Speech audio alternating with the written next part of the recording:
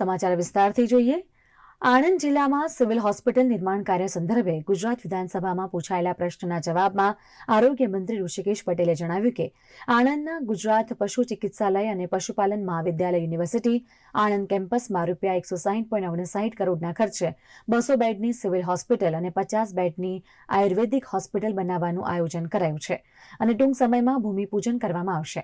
આ ઉપરાંત આણંદ જિલ્લામાં 54 પ્રાથમિક આરોગ્ય કેન્દ્રો અને 14 સામૂહિક આરોગ્ય કેન્દ્રો પ્રજાની સેવામાં રાઉન્ડ ધી ક્લોક કાર્યરત હોવાનું તેમણે જણાવ્યું હતું।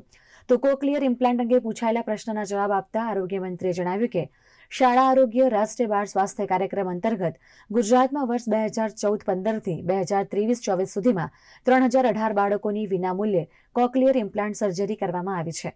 આ ઉપરાંત દાહોદ જિલ્લાના ઝાલોદ તાલુકામાં ₹6.48 કરોડના ખર્ચે 10,000 ચોરસ મીટરમાં એડિશનલ ચીફ કોર્ટનું નવીન ભવન નિર્માણ પામશે તેમ કાયદા મંત્રીએ જણાવ્યું હતું।